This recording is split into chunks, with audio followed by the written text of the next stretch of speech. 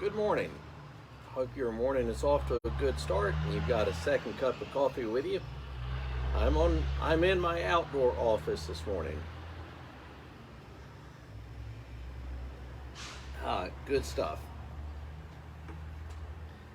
So I figured that today I'll wrap up after probably 2 months or so, talking about the Bible and everything pertaining to it. I've been through the whole alphabet soup of Bible translations, and then last week talked a little bit about how we read the Bible, how we understand it. And then I thought that today I'd go a little bit deeper into the weeds, looking at sort of where we got the Bibles, what you might say the Bible behind the Bible.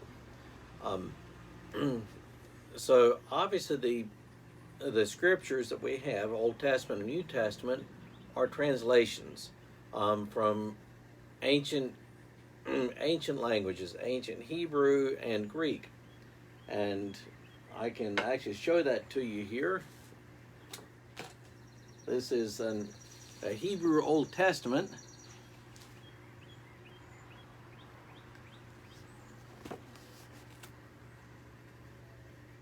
There's a Hebrew Old Testament, and I'll open up. This is Greek. I don't know how well you can see that, but there you have it. Bound volume of the Old Testament, and the same thing for the New Testament. But then where do these come from? Where does this bound volume, this big thick thing which is the Hebrew Scriptures, our Old Testament, come from? Where does this come from? So here's how that works. Think in Old Testament, the Hebrew Scriptures. Something like this is what's called the Masoretic text, and it means it is simply the Old Testament as has been handed down by the Hebrew scribes. Traditionally, there were scribes, they're called Masoretes, that hand copied their scriptures. For centuries, they did this. They copied down by hand their scriptures, and when a scroll wore out, they hand copied it and burned the old one. They use that scroll. When it wears out, you hand copy it, burn the old one. That was their process. And the Masoretic text, the actual original documents, the oldest that we have now, or they have now, go back to maybe 1000 AD, something like that.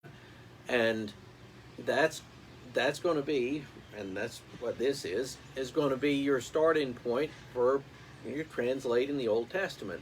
But there are a couple of other things that Bible translation committees can look at. In the 2nd and 3rd centuries BC, the scribes translated their scriptures into Greek. And when you read the New Testament, the New Testament writers, most of the time are when they quote the Old Testament, are quoting this Greek translation. They're quoting this Greek translation that was done a couple hundred years before. And most of the time there's no difference at all. But occasionally there's a little bit of a difference. So if you're translating from Isaiah or Genesis or whatever, you can go back and look to see look at the Septuagint, this Greek translation that was done before the time of Christ. You can go back to see what their scribes then had said in translating it from Hebrew to Greek. And then another source comes from the Dead Sea Scrolls.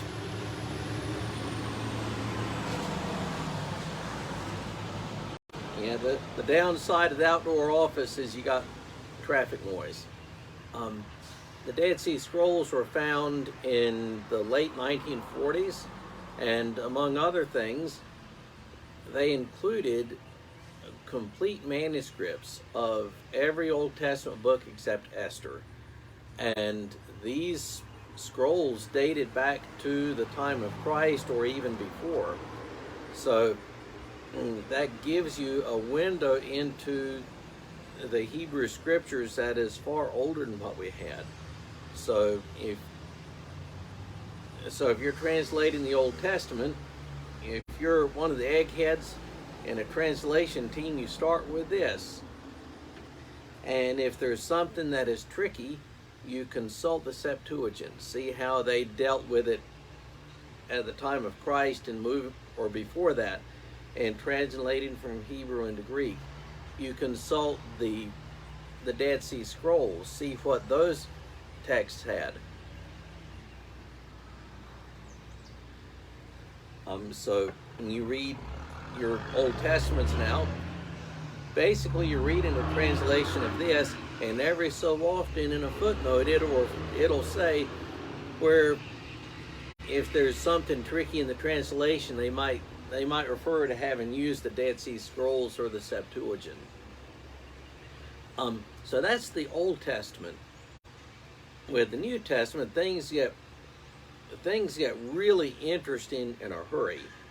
To begin with, the New Testament is far and away the best attested ancient document. No other set of writings from the ancient world has nearly as much documentation as our New Testament. Not Julius Caesar, not Herodotus or Thucydides, the great Greek historians, Cicero, you name it. None of them have nearly as much manuscript support as the New Testament. And this is a blessing because it means that we can be really sure of the support behind what we read in our Bibles. But this blessing is also a little bit of a curse because you've got hundreds, and really thousands of manuscripts or fragments of manuscripts of various New Testament books that date back to 1,500 years ago or even older.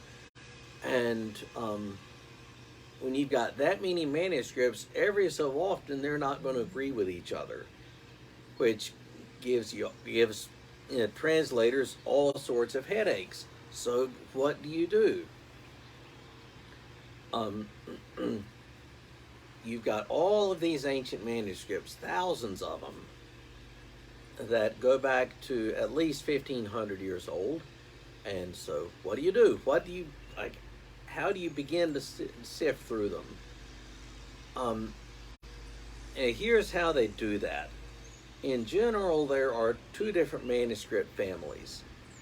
The Byzantine text type and the Alexandrian text type. And this is, I'm trying to keep it fairly simple. The Byzantine text type comprises the vast majority of them. This family of manuscripts, we better consider these families of manuscripts. This family of manuscripts is the vast majority of the manuscripts that we have. This manuscript family, the manuscripts tend to be slightly longer. The downside to the Byzantine text is that those manuscripts aren't nearly as old. They've got the Byzantine text type and the Alexandrian. The Alexandrian text is far older, but there aren't nearly as many individual documents in that. The Byzantine text is what lies behind Luther's translation, when he translated the scriptures into German in the early 1500s. It's what lays behind the Tyndale Bible, which was the first English translation, also done in the 1500s. It's what lies behind the King James, done in 1611. But since then, the Alexandrian family of texts has been found, and they are far older. So the Byzantine text family is the majority of the texts that we have, but they're not nearly as old. And the Alexandrian text family is far, far older. There's not as many documents of that type, but they are far older. And some of the manuscripts in this go back to a lot of them go back to the 2nd century, and the very oldest is a fragment of John that goes back to about 125 or 130 AD, which means you're within like 30 or 40 years of when John was originally written. That's how old some of the manuscripts in this text family are. Now, currently, nearly all modern translations use the Alexandrian text because the manuscripts are that old, and normally the conventional wisdom is that the older the document is, the more accurate it is likely to be. And when you read through all of these different manuscripts, there can be discrepancies. In general, like I said, the Byzantine text family tends to be a little bit longer. Not a lot, but just a little bit longer than the Alexandrian text. And the assumption is that if you've got all of these documents floating around, that the oldest ones are going to be closest to what Matthew wrote, or John wrote, or Paul wrote, or whoever. So you've got like thousands and thousands of manuscripts of these various books of the New Testament. And when you've got that many different manuscripts and two broad families, there are going to be some discrepancies. And two of these are really worth mentioning. The oldest manuscripts, the Alexandrian text family, don't have the famous story of Jesus and the woman caught in adultery. That's in John 53, John 7:53 through 8:11, and the oldest manuscripts have the ending of Mark, have the Gospel of Mark ending at chapter 16, verse 8, with the women running away from the tomb afraid. The Byzantine text family, which isn't as old, has a longer ending to Mark, and also includes the famous story of the woman caught in adultery. And if you look in your New Testaments, there will be a footnote. They will probably have those passages there, but there's going to be a big footnote at the bottom saying that the oldest manuscripts don't include that. Those are the only two things in the whole New Testament which amount to anything, and even with them, they don't change doctrine at all. There are lots and lots of discrepancies and textual variants, what they call them in the trade. But the good news is that most of them don't amount to, as they say, a hill of beans. It's a matter of misspelling. Okay, so in Luke chapter 10, does Jesus send out 70 disciples or 72? It doesn't matter. Some manuscripts say 70, others say 72, and it just doesn't matter which does it. Jesus in the Synoptic Gospels exorcises a man that has a legion of demons, and is that in the region of the Gerasenes, the Gadarenes, or the Gergesenes? That is spelled different ways in the manuscripts, but in the final analysis, does that matter? Does it change what we believe about Jesus? Does it change any of our doctrine? Absolutely not.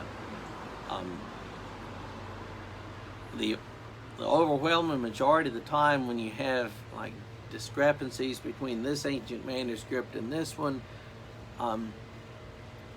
they don't affect what we believe. They don't affect what we believe about the person of Jesus Christ, about atonement, about salvation. They don't matter. Not one important doctrine of the church is affected by what one manuscript says about another manuscript. It's not affected one iota, to refer to the smallest Greek level. Smallest Greek level. I'll boil it down to this. You can trust, for all of the difficulties in trying to go through the ancient manuscripts of the New Testament, and there's a very, very complex field called New Testament textual criticism, like how you sort through these ancient manuscripts, and it's a big job because there are so many of them. But the thing to take away from it is that you can trust the New Testament in your Bible. Your New Testaments that you have in your house, whether it's an NIV or a New American Standard or a New Revised Standard, any of them, particularly the ones that come from the modern critical texts, which are the oldest manuscripts, you can trust your New Testament far more than you could trust any other writing of any other ancient author. Okay, Homer. Manuscript evidence for Homer isn't nearly as good as what we have for the New Testament. Aristotle, not nearly as good as what we have for the New Testament. Julius Caesar, not nearly as good. Lucretius, or Tacitus, or Herodotus. For most of these ancient writers, there may be a handful of manuscripts that are, say, 800 years after the time of when the person lived. In the New Testament, you've got thousands of manuscripts, and the oldest of which go back to within a century of when the books were written.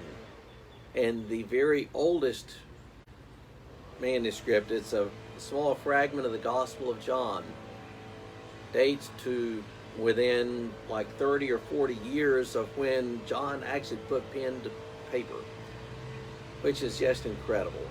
So be assured of this, that though there are some discrepancies, some textual variants, nothing is in the ancient world is as solid as your Greek New Testament. So with that, I hope you all have a great rest of your Wednesday.